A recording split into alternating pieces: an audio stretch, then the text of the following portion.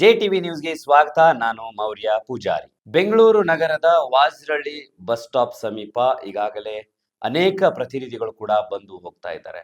ಆದರೆ ಇಲ್ಲಿಯ ಸಮಸ್ಯೆ ಯಾರಿಗೂ ಕೂಡ ಅರ್ಥ ಆಗ್ತಾ ಇಲ್ಲ.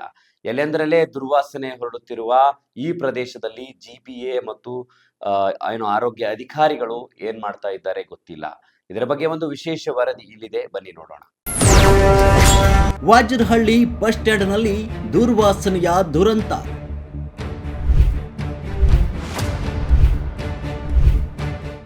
ಹೌದು ವೀಕ್ಷಕರೇ, ಇದು ಕನಕಪುರ ಮುಖ್ಯ ರಸ್ತೆಯಲ್ಲಿ ಇರುವ ವಾಜರಹಳ್ಳಿ ಬಸ್ ಸ್ಟ್ಯಾಂಡ್ ಸಮೀಪ ನಡೆಯುತ್ತಿರುವ ದೃಶ್ಯ.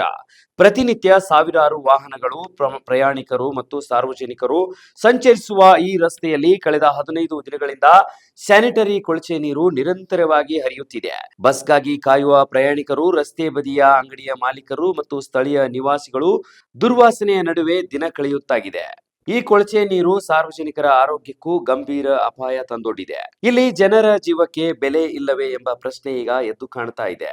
ಈ ಸಮಸ್ಯೆ ಎಲ್ಲರ ಕಣ್ಣೆದುರೇ ಇದ್ದರೂ ಕೂಡ ಸಂಬಂಧಪಟ್ಟ BWSSB ಅಧಿಕಾರಿಗಳು ಮತ್ತು GBA ಅಧಿಕಾರಿಗಳು ಮೌನ ವಹಿಸಿರುವುದು ಏಕೆ ಎಂಬ ಪ್ರಶ್ನೆ ಈಗ ಸಾರ್ವಜನಿಕ ವಲಯದಲ್ಲಿ ಕಾಡುತ್ತಿದೆ. ಸಾರ್ವಜನಿಕ ಆರೋಗ್ಯದ ಹಿತದೃಷ್ಟಿಯಿಂದ ತಕ್ಷಣ ಕ್ರಮ ಕೈಗೊಂಡು ಈ ಸಮಸ್ಯೆಗೆ ಶಾಶ್ವತ ಪರಿಹಾರ ಕಲ್ಪಿಸಬೇಕೆಂಬುದು ನಮ್ಮ JTV ನ್ಯೂಸ್ನ ಒತ್ತಾಯವಾಗಿದೆ. ಈ ನೀರ್ ಬಗ್ಗೆ ನಿಮಗೆ ಸ್ಮೆಲ್ ಬರಲ್ವಾ? ಹೇಗೆ ಸ್ಮೆಲ್ ಬರುತ್ತೆ. ಒಂದು ವಾರ ಆಗಿದೆ, ಯಾರು ಇನ್ನೂ ಏನು ರೆಸ್ಪಾನ್ಸಿಬಿಲಿಟಿ ಯಾರು ತಗೊಂಡಿಲ್ಲ. ಯಾರು ಸರ್ಕಾರನೂ ಬಂದಿಲ್ಲ, BJP ಬಂದಿಲ್ಲ. ಒಂದು ವಾರದಿಂದ ಇದೇ ಥರ ನೀರು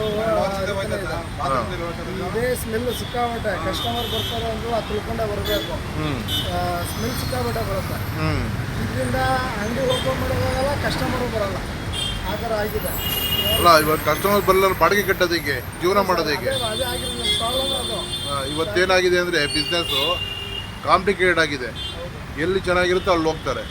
ಅದೇ ಸರ್, ಕಸ್ಟಮರ್ ಈಗ ಅಫಿಷಿಯಲ್ ಕಸ್ಟಮರ್ ಯಾರು ನಿಲ್ಸೋದಿಲ್ಲ. ಇದು ಸ್ಮೆಲ್ ಬಿಡಪ್ಪ, ಬೇರೆ ಕಡೆ ಹೋಗೋಣ ಅಂತಾರೆ. ಅವಾಗ ನಮ್ಮ ಬಿಸ್ನೆಸ್ ನಿಂತ್ಕೊಳ್ಳುತ್ತೆ. ಸಿಕ್ಕಾಬಿಟ್ಟೆ ಸ್ಮೆಲ್ಲು, ಯಾರು ಓಡಾಡೋಕ್ಕಾಗಲ್ಲ.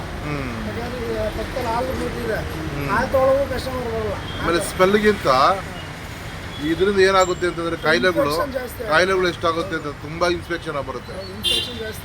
ಲಂಗ್ಸ್ ಪ್ರಾಬ್ಲಮ್ ಬರುತ್ತೆ, ಮತ್ತೆ ಕ್ಯಾನ್ಸರ್ ಬರುತ್ತೆ. ಒಂದು ವಾರದಿಂದ ಯಾರು ರೆಸ್ಪಾನ್ಸಿಬಿಲಿಟಿ ತಗೊಂಡಿಲ್ಲ ಸರ್. ಇದೇ ಥರ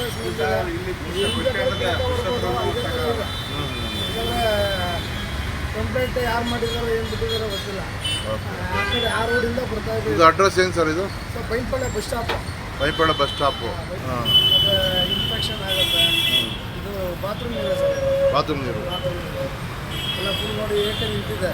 ಮತ್ತು ಬಸ್ ನಾನು ಈ ಕಡೆ ಈ ಬಸ್ ಸ್ಟಾಪ್ ಇದು, ಇಲ್ಲಿಂದ ಬಸ್ ಹೋಗ್ಬೇಕಾದಾಗ ಅಲ್ಲಿ ಬಸ್ ಹೋದ್ರೆ ಇಲ್ಲಿವರೆಗೂ ಆರುತ್ತೆ. ಆ ಥರ ಇದೆ. ಎಷ್ಟು ದಿವಸ ಹೋಗ್ತದೆ ಇದು? ಅದೇ 2 ವಾರದಿಂದ. 2 ವಾರದಿಂದ ಹೋಗ್ತಿದೆ. ಹಾಂ ಹಾಂ. ಆ ಸ್ಮೆಲ್ಲು ತಲೆಗೆ ತಲೆ ಚಕ್ಕರ್ ಬರೋಲ್ಲ ಆ ಸ್ಮೆಲ್ಗೆ. ಇವರೇನು ಅದೇ ಪೊಲೀಸ್ನವ್ರು ಮಾಡಿದಾಗ ಅದೇ ಇಲ್ಲಿ ಚೆಕಿಂಗ್ ಮಾಡ್ತಾರಲ್ಲ, ನಂಬರ್ ಬೋರ್ಡ್ ಇಲ್ಲ ಅದಿಲ್ಲ ಅಂತ ಚೆಕ್ ಮಾಡ್ತಾರೆ.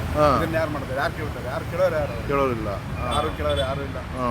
ಸತ್ರ ಸಾಯಿಲಿ ಇದ್ರಿಲ್ಲ, ಅವ್ರಿಗೇನು ಅಧಿಕಾರ ಇದ್ರೆ ಸಾಕು. ಅವ್ರಿಗೆ ಏನೇ ಆದ್ರೂ ಮೊದ್ಲಂಗಲ್ಲ ಸರ್.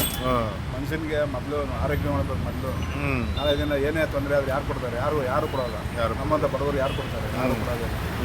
ಆ ಸ್ಮೆಲ್ ದಿನ ಕುಡಿಯೋಕ್ಕಾಗಲ್ಲ, ನಾವು ನಮ್ಮ ಕೈ ಕುಡಿಯೋಕ್ಕೆ ಆಗಲ್ಲ. ತಮ್ಮ ಹೆಸರು? ನರಸಿಂಹಮೂರ್ತಿ.